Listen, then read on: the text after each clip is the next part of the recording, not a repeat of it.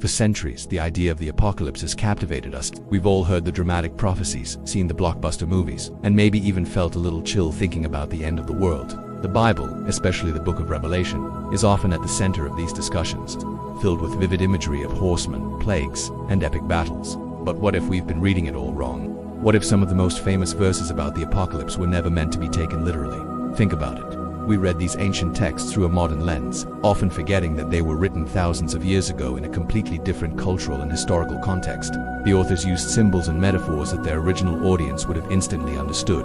But for us, these same symbols can seem mysterious or even frightening. Could the end of the world actually refer to something else entirely? Let's explore this idea. Some scholars suggest that many apocalyptic passages aren't about the physical destruction of our planet, but about a profound spiritual transformation. Imagine the end of an age not as a cataclysmic event, but as the end of an old way of thinking and the beginning of a new spiritual era. This could be a personal journey of faith or a collective shift in human consciousness. The dramatic language isn't meant to scare us, but to emphasize the magnitude of this inner change. It's a world-ending event for our old selves, making way for something new to be born. Then there's the historical context. Many prophetic texts in the Bible might have been describing events that were happening at the time they were written, or that had already happened. For example, some prophecies in the Old Testament, which we often interpret as future warnings, could have been commentaries on the political turmoil of ancient Israel, like the Babylonian exile. The writers were using powerful, symbolic language to make sense of the crises their people were facing. When we read these as predictions for our future, we might be completely missing the author's original point. They weren't writing a sci-fi novel about the 21st century. They were speaking to their own generation about their own struggles. Consider the language itself. The Bible is rich with metaphor.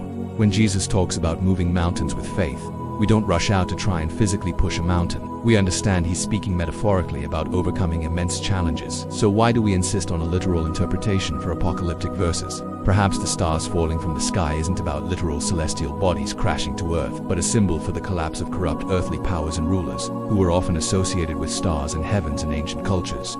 The beast in Revelation could represent a specific oppressive empire, like Rome, rather than some future global dictator. This brings us to a crucial question. Are we projecting our own modern anxieties onto these ancient texts? In a world filled with climate change, political instability, and technological fears, it's easy to see signs of the apocalypse everywhere.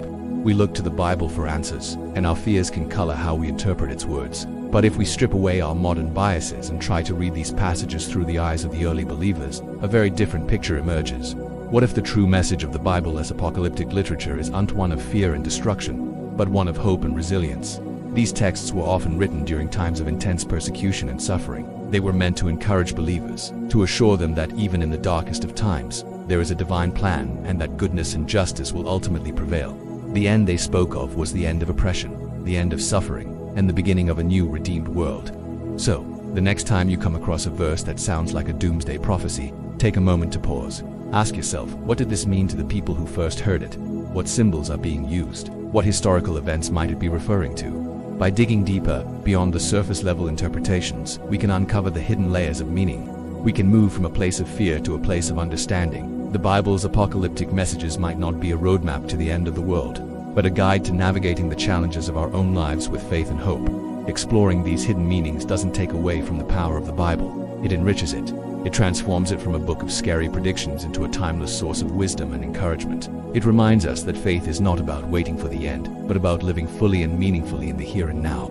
Thank you for watching, and if you enjoyed this perspective, be sure to like, subscribe, and hit the bell icon for more deep dives into fascinating topics. See you next time.